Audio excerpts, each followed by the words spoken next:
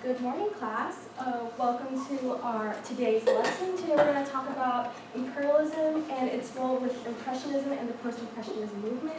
So I know last class we talked about imperialism more, so I just want to start with a review session. So who can tell me what imperialism is? Timothy?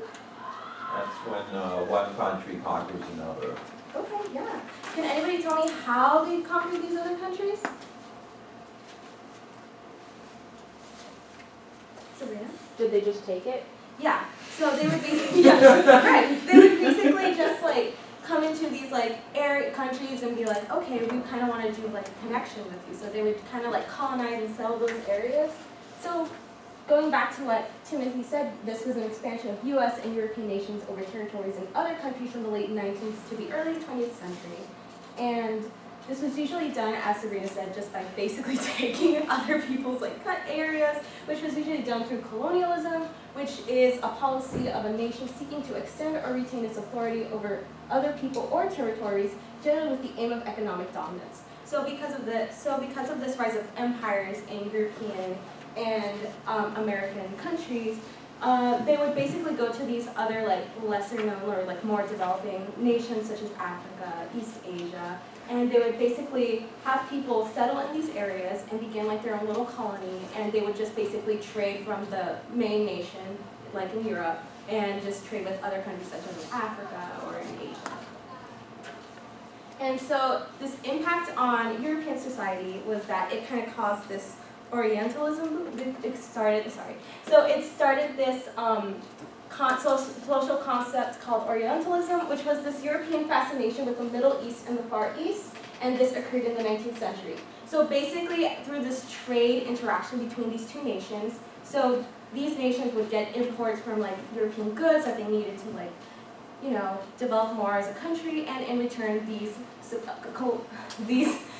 colonized countries would bring their own cultural aspects such as art, pieces of like their culture and stuff like that. And especially in Europe, there was also this rise of a social concept such as Japanism, which was European and Western interests over the Japanese culture after the Meiji Restoration in 1868.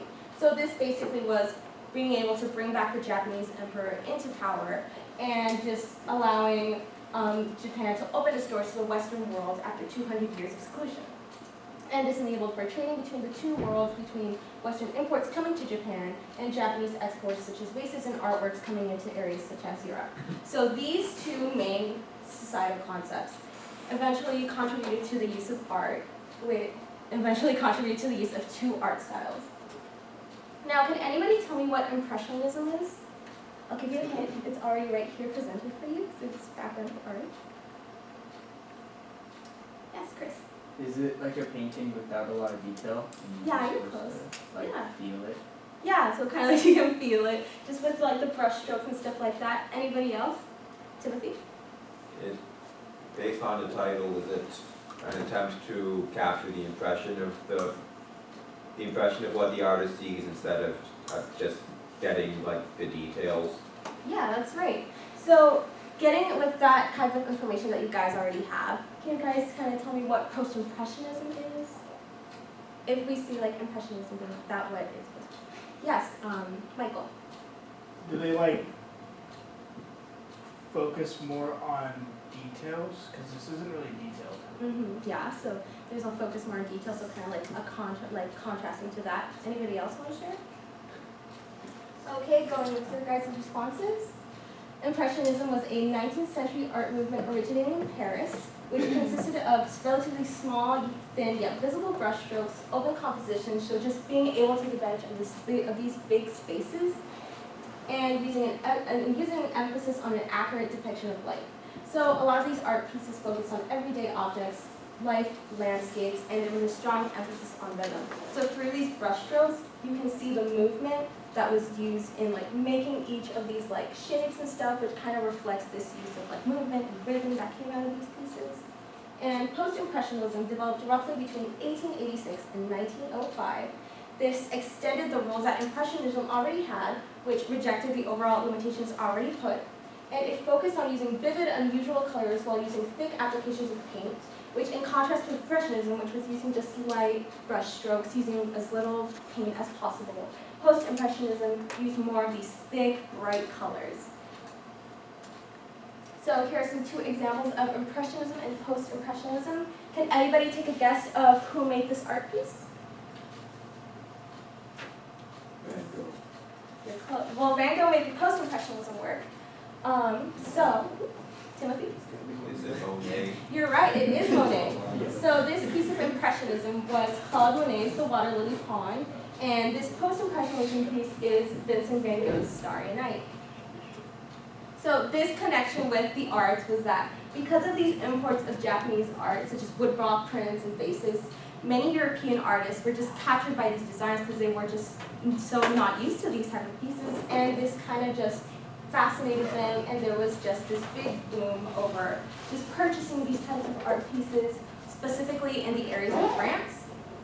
And a lot of art style, and this caused for many artists during the Impressionism movement to try and copy these pieces of work, such as Van Gogh's color block prints and tracings, Gustave Kliment's work on The Kiss, which is a very famous art piece that you all know, which is this golden piece of two people kissing each other.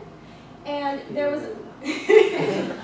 and there was a strong influence of wanting to use lines and brush strokes to create depth or separate pieces. So there wasn't really a use of detail, but just strongly wanting to make sure that there's an outline. And as well as using these basic colors and lack of chiaroscuro lighting, which is basically just using dark colors to show this gray of dark to light. And here's some examples of this influence of Japanese woodblock art having its form on Impressionism artwork. Can you guys tell me what similarities are between these two pieces? Yes, Sabrina. They're on boats. Yeah, they're both on boats. Anybody else? They're Yeah. red. Yeah, both of these boats are red, and as you can see, they're both kind of the same shape and art style. I saw Michael, you had a question.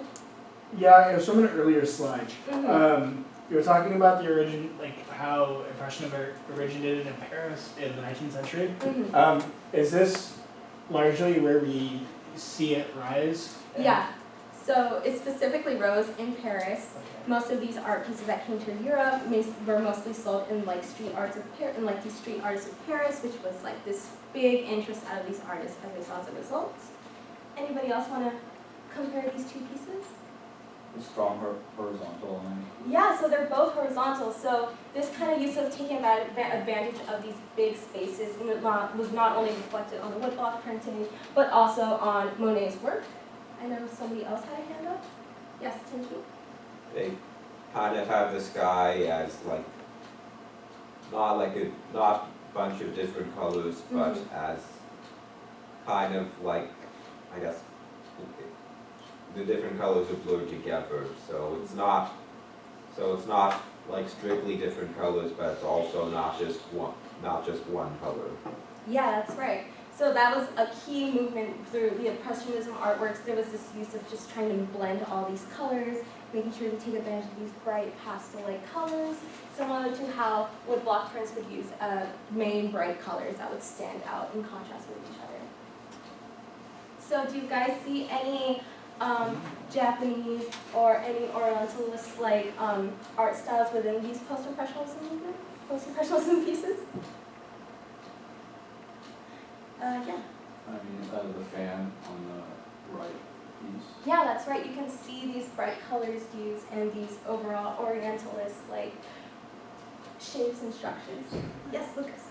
On the Van Gogh one, you can see in the on the side there's a painting of a person that looks really similar to the I think Japanese style paintings. Yeah, that's right. And Van Gogh himself was actually a really avid collector of these woodblock prints. He would actually trace these to make sure he would get that style correct.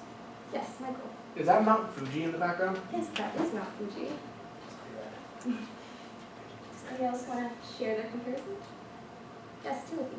On the Van Gogh painting, that pink tree, I know a type of tree grows like that in Japan. Yeah, that's right. That's a cherry tree. Yeah, so there was a lot of these Orientalism or Japanese styles implemented in these post-impressionism works. So what's the big picture?